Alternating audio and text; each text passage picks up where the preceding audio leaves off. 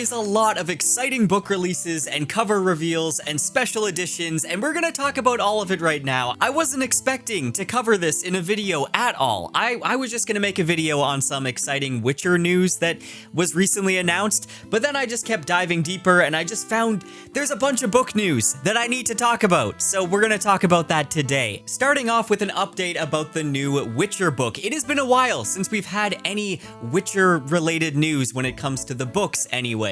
I made a video last year where Sapkowski announced that he's working on a new Witcher book. Now, Sapkowski has confirmed in an interview with Chimeris that he is done writing the new Witcher book and that it took him 2 years, give or take, to complete. He confirmed this is a standalone novel that's going to directly follow Geralt and that it takes place outside of the main pentology. Now, previously, Sapkowski has said that winter 2024 is when we're gonna see a new Witcher book on the shelves, so I'm assuming that's still gonna happen because he seemed very confident about that. So we're actually gonna be getting this Witcher book very soon. Now, when asked about whether this book is going to lead to more entries in the main saga, he said, "No, that's not my plan now. This new book is going to be a standalone, but maybe. Who can say?" Also slated for a late 2024 release is The Witcher Sirens of the Deep anime. This one actually looks very promising to me. They're even bringing back Doug Cockle, the same voice actor who voiced Geralt in the games, is voicing Geralt here in the anime, so you really can't get better than that. Also, the art style is kind of giving me like old Cartoon Network DC series. I think this looks really good, honestly. I'm excited for this. Something that isn't promising is that The Witcher Season 4 is going to be releasing in 2025. I don't know about you, but I'm kind of over Netflix's The Witcher. I'm not excited about this at all, but I do know there are those that are enjoying the show still, so if you're one of those people, I hope Season 4 won't let you down.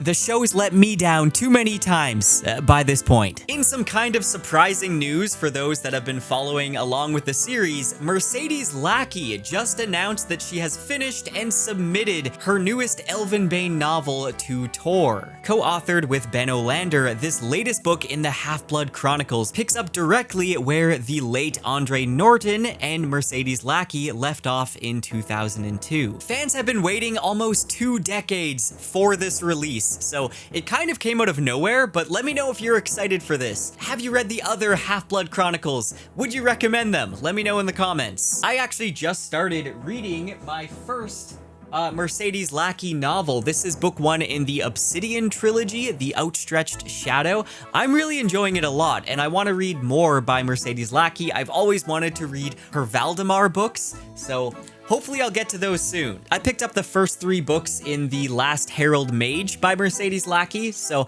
I'm wanting to get into her books a lot, so let me know if I should read the Half-Blood Chronicles. And Tor has once again teased us with a slightly less blurred cover for Wind and Truth. I was gonna say The Winds of Winter.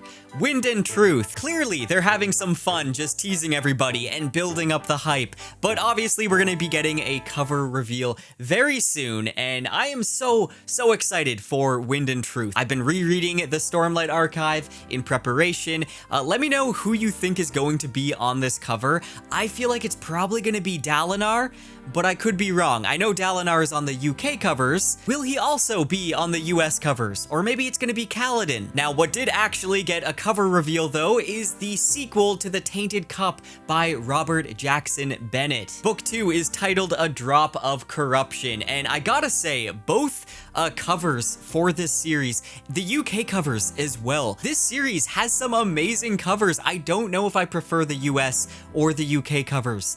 I'm so mixed. I don't know which ones to get because eventually I do want to read these books. I've heard a lot of good things about A Tainted Cup, and whenever I go to the bookstore, I am drawn to that cover. So it's just a matter of time. I'm going to read it eventually, but I don't know if I should get the UK or the US covers. Let me know which ones you prefer. Then we have the deluxe edition for The Will of the Many by James Islington.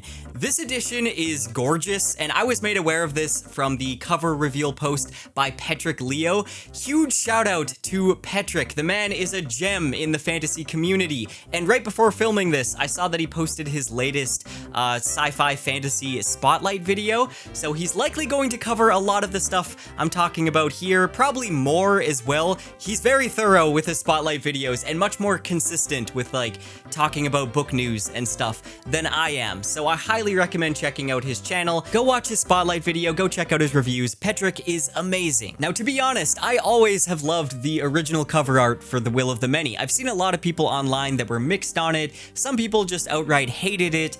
I don't understand. I really like this. It's simple, but it gets the point across. Obviously, it gets that Roman inspiration in there. It gets some of the theming across with the broken pillars. I think it's a great cover, to be honest. It kind of reminds me of the downfall of the Roman Empire covers that have the crumbling pillars on the spine. I think that was actually the inspiration behind the cover designer's choice here. But the new edition is so beautiful. I don't know which one I prefer, to be honest, but Jamie Jones is the cover artist for the new edition, and he's done the cover art for the Murderbot books, as well as the books by Anthony Ryan. I am always drawn to those covers in the bookstore, so I love his artwork for all of those series. Because I loved The Will of the Many so much, like it's one of my favorite first books in a series, I am tempted to get this deluxe edition, I'll be honest. Maybe I will, I haven't decided yet, but I still love this edition. So I am happy with this one, but let me know what you think. Do you prefer the old edition or do you like this new deluxe edition? Memory, Sorrow, and Thorn is getting some truly breathtaking editions by The Broken Binding. This is one of my favorite series. I wish more people would read it. It does have a slow start, but it's so worth it. I mean, Tad Williams' prose alone is just so beautiful, and he's inspired so many of our favorite fantasy authors. Highly recommend reading Memory, Sorrow, and Thorn. This new edition of the Dragonbone Chair with art by Jeff Brown, it already has me sold. I don't know why this cover appeals to me so much. Like, it's very accurate to the books. I love it's got the Jester on the cover as well. It's extremely accurate, so maybe that's why I love this cover so much, but also something about just seeing a throne made out of dragon bones. How can you not expect just an incredible fantasy? And that's what these books are. Now, speaking of Petrick Leo, Petrick is the art director for these covers, and all I gotta say is he did a standout job because, yeah, like I said, this scene is very accurate to the books, and this is honestly one of my favorite covers I've seen in a long time. Now, while this is a trilogy, due to the sheer size of the third installment, The Broken Binding has said they're going to split the third book into 2 parts because they're unable to print it as one book. Which honestly, that's understandable. They had to do that back when these books first came out as well. It has been confirmed that we're also going to get some interior art for these editions as well. I don't really know how the Broken Binding, like, invitation thing works. I'm gonna sign up for it, but I hope I get invited for this one because, like I said, this is one of the most beautiful covers I have seen in a long time. Overall, I enjoyed The Witch King by Martha Wells. I felt like it had a really strong beginning. Then the rest of the book didn't quite live up to that beginning, so I was just wanting a little bit more from it. But the premise and the characters in that book, I feel like there's a lot of promise there, and I'm excited about the sequel. And we just recently got the title reveal for the sequel called Queen Demon, and it's been listed on the Tor website. No cover reveal yet, but we do have a synopsis and a release date. It's going to be releasing July 8th, 2025. I'm definitely going to give this one a chance, so hopefully this is going to be a really strong sequel because, like I said, there's a lot of potential with this series. It just didn't quite blow me away right away, but Martha Wells, I mean, she's the author of the Murderbot series, as well as a ton of other science fiction and fantasy series, so she knows what she's doing. I'm confident in her skill to pull off a good sequel. Wraithmarked Creative is doing another special edition for the Sword of Kaigen by ML Wong. Now, I have heard that Wraithmarked does a phenomenal job with their special editions. I haven't picked up any of them yet, but I'm very tempted with this one because the Sword of Kaigen is such a beautiful book, and it deserves a beautiful cover. I mean, it already has a beautiful cover, but these special editions look amazing. I mean, we're just kind of being hinted at this special edition. They gave the date September 3rd, 2024, so I believe this is when the Kickstarter is going to launch, and the Kickstarter is also for Where Loyalties Lie by Rob J. Hayes, and the artwork is done by Tom Gilson. Now, it says these are extra special editions with a twist.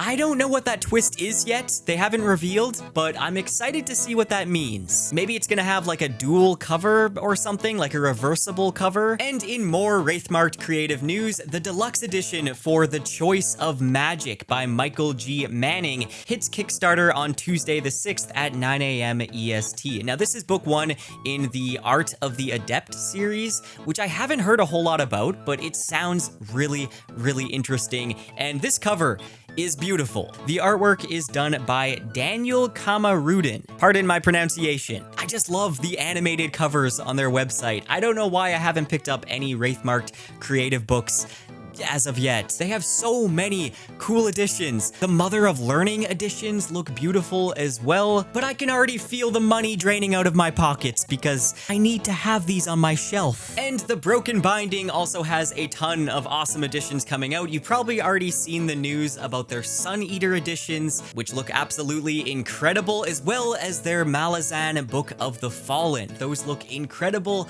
as well. I just don't know how it's possible to afford all of these incredible editions because they all look amazing. They've also revealed some images for their special editions of the Greenbone Saga by Fonda Lee. And the sprayed edges on these are gorgeous. I also love the end paper artwork as well. Now, while I do love the sprayed edges, I love the naked cover on these as well. And the end papers, I don't know how I feel about the artwork on the cover. I mean, the art itself is really good. I have no problems there. It's just having a figure and then a blurred background, I just don't know if it really fits for these covers. And again, I'm not saying the art is bad, I just don't know if it exactly feels like it should be the cover. I don't know, is that just me? I kind of prefer just the naked hardcover books. They look amazing to me. Anyways, that's all the cover reveals and special editions I'm gonna talk about today. Let me know which news was your favorite.